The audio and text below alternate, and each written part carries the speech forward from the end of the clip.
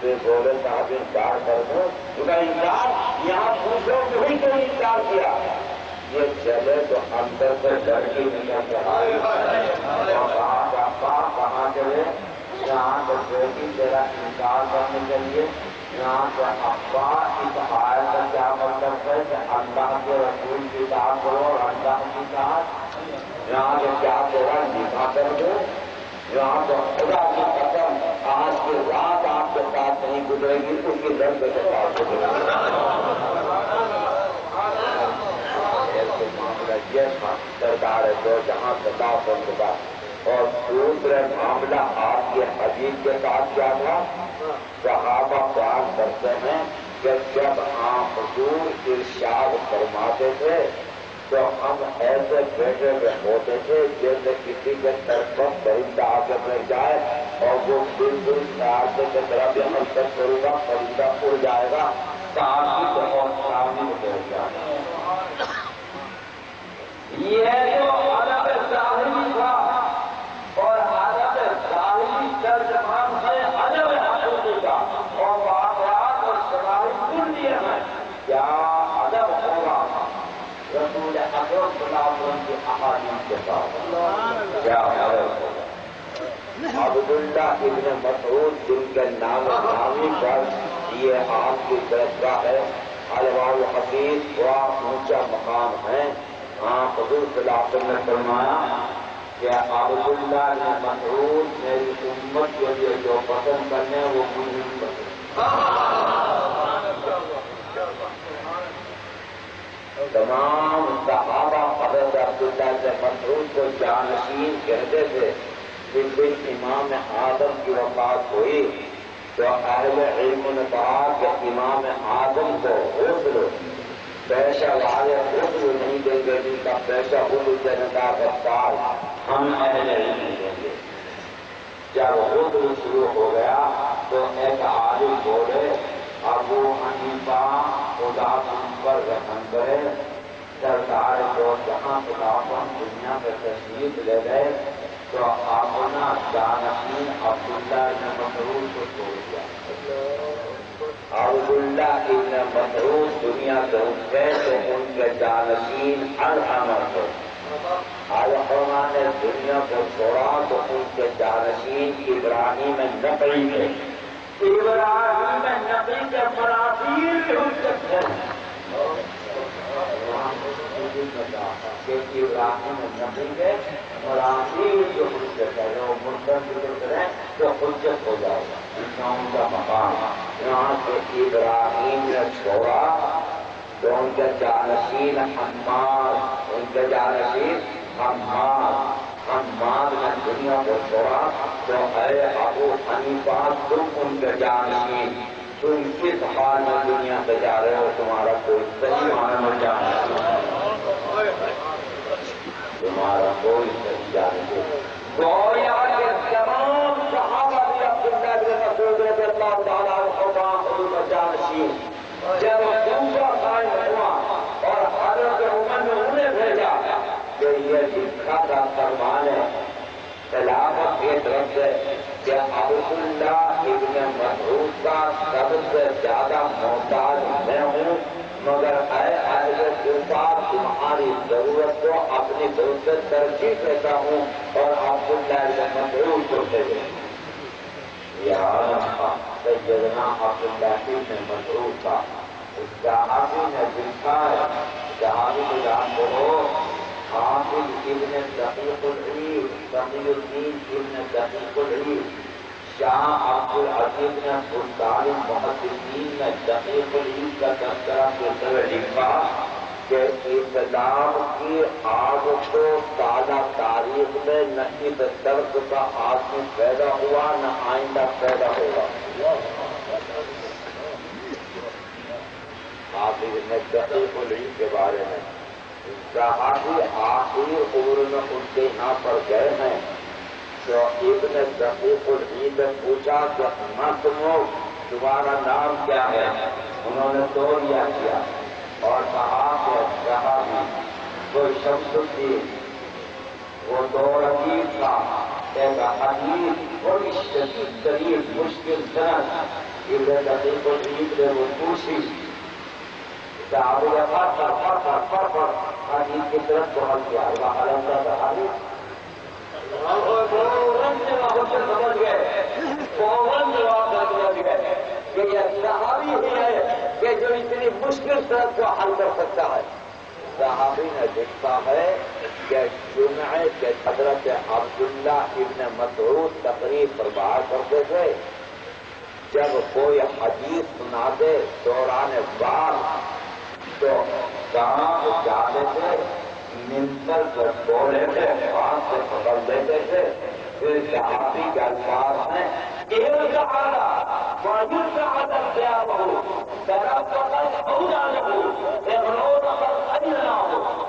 کام جاتے تھے کپڑے بھی جاتے تھے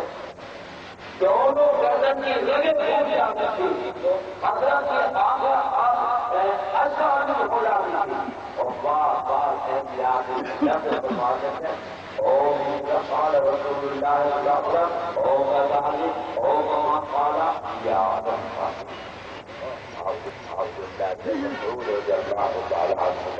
یہ حدیث جو آپ کو بالکل آئی ہے بالکل آباد و بنیاد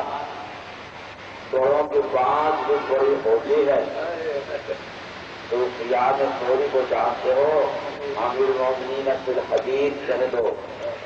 سید الاولیاء کہہ دو سید المحدثین کہہ دو مبصرین کہہ دو مخصوص مقصد ہے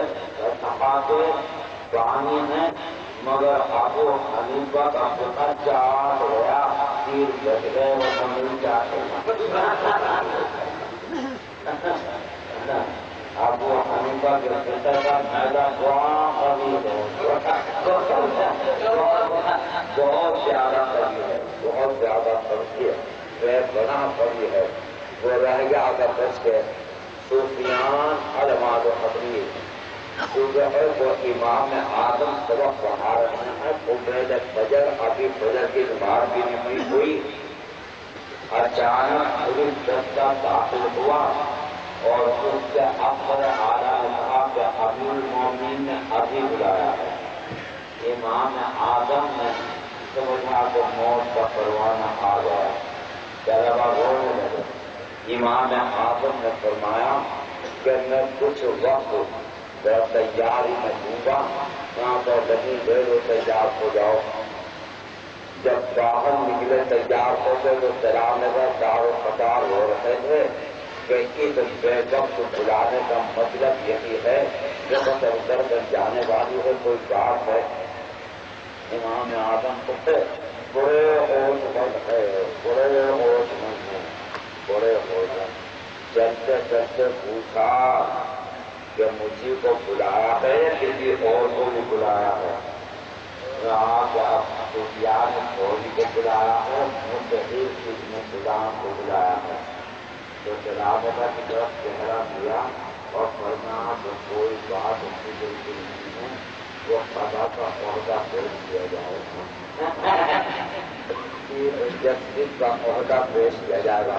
اور فرمایا طرح سے کہ میں بتاؤں کیا ہوگا سفیان کو غائب ہو جائیں گے مستحیل پاگل بن جائے گا اور میں بھی کوئی چال چلوں گا میں بھی کوئی چال چلوں گا پوری گزر کے چلی تو سفیان نے تھوڑی دیر جگہ پہنچا کیا ہوا جہاں جب کا آیا آج پر شدید آ رہا ہے پوری طرح جما کے جاؤ چھاڑی میں کھاری ہو جاؤ چھاڑی میں اور جو کو کھڑا کر دیا اب وہ کھڑے 10 منٹ 15 منٹ 20 منٹ ہوگا یار وہاں کام کو کیا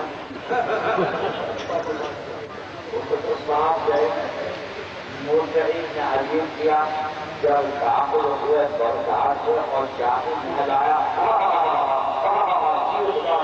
شروع کر دیا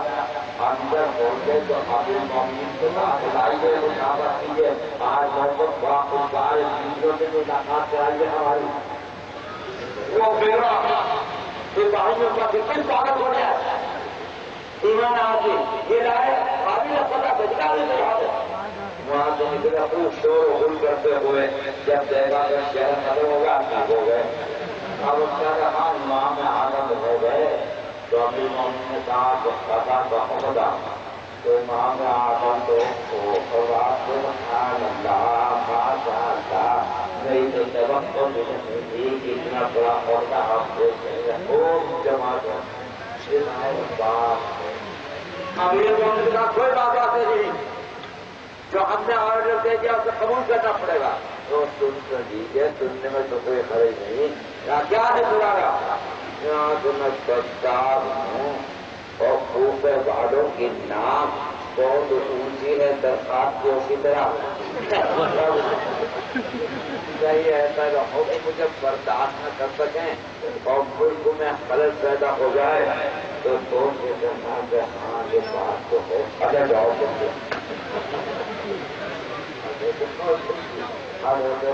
امام اعظم نے بھی اپنی جان بچا دی یہ سفیان نے لکھا ہے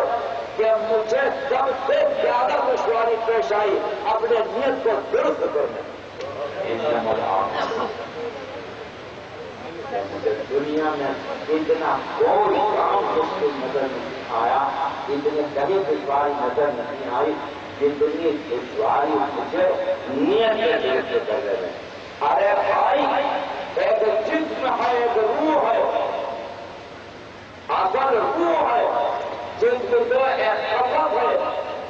جس کو سنا ہو جائے گا روح کو بقا ہے وہ خدا ہونے والی چیز ہی روح کو جب ٹھیک کر لو گے تو جسم میں خود بخود درستگی آ جائے گی جسم میں خود بخود درستگی آ جائے گی سردار دو جہاں صلی اللہ علیہ وسلم نے حدیث میں روح بیان کرتی انما الاعمال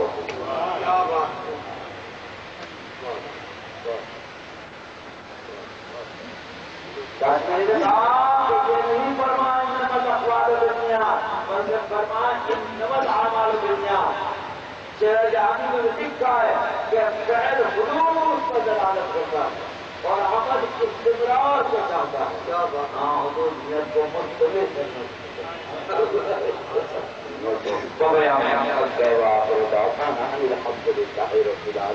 ایسا مقرر گناہ ہو جو آج گھنٹے میں ختم کر دو دیکھو نا میرے